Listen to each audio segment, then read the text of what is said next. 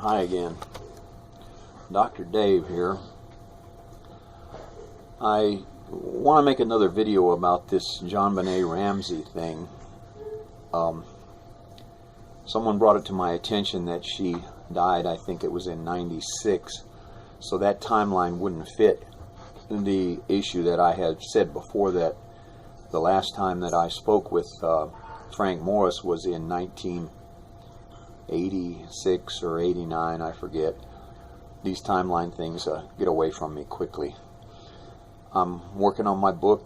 I'm hoping to have it out to the publisher within the next 2 weeks on the final edit, so it should hit the market soon, and that'll answer a whole lot of questions. But on JonBenet Ramsey, I recalled, and I've had this in my mind for quite some time, even before I did the JonBenet Ramsey video, that there was a time when I remember talking to Frank, and Frank asked me, "Where you staying?" and asked me if I was staying at my father's girlfriend's house, and I told him no, I was staying at the Sheraton. And I remember he said, "Oh, okay, well, you'll be safe there." And I go, "What do you mean safe?" And he goes, "Well, they have security." And that's when he started telling me about JonBenet Ramsey. And he asked me, "Did you hear about JonBenet Ramsey?" And I go, "Well, I heard, yeah, that she was a model and all." He goes, "No, but did you hear what happened to her?" And I go, "No." And he goes, "Remember I told you that someday this was going to happen?" And see, he had told me back in the 80s, I think, that they were dressing up girls to make models out of them when they were way too young. In his opinion, he had this mental issue about women and girls in general, and dressing up little girls to act like adults, that was a big perversion to him, and he had to kill her because of it. And he told me, "Do you remember what I told you, that we were going to leave you as a sign?" And I go, "No, I don't remember it." But truly, he told me that they were going to leave her with something like a necklace. And he said the same thing about Bob Crane. And I didn't know that either one of those people had been murdered until here recently. And that's what jogged my memory of the things that he told me, and reminded me, what was he trying to talk about that day, because he always talked in volleys of clues and riddles and innuendos. And he told me these things about how we're going to leave a necklace there so that you'll know that it was us. And that thing is called a garrote in Spanish. It's like a piano wire where they choke their victims with it. And both of these victims were choked that way and beaten and bludgeoned in the head, which is typical of the things that these guys do.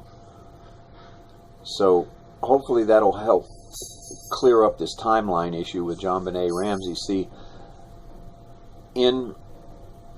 as I recalled, I told Frank I was staying at the Sheraton, and he said, "You're safe there." The only times I've ever stayed at the Sheraton in Mexico City was after I graduated from chiropractic college, which was in 1993. And for about 4.5, 5 years there, after '93, I was going to Mexico City at least once a year to visit friends and family. And somewhere in that period of time, which could have been up to 1998, was when we had this discussion about JonBenet Ramsey. Hope that clears some things up, and watch for my book, because it should be out very soon. I will do a video on the book when it comes out to let you know that it's out. And there's a lot of things covered in there that I haven't covered on YouTube. A lot of them I have, but you're really going to need the book and the YouTube videos to get the big picture.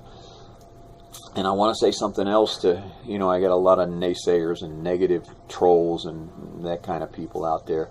If you don't really watch all of my videos and study them carefully, you're never going to get this.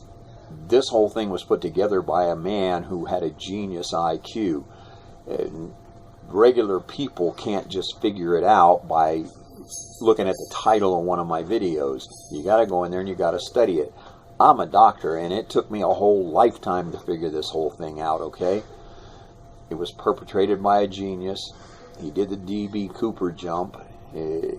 I know where the money's buried at, because he told me, and I went up there and looked. You know, I just hope they'll help you understand the whole thing that's going on here. And sooner or later, America will wake up to the fact that these guys, Frank Morse and the Anglin brothers, were the Zodiac killer.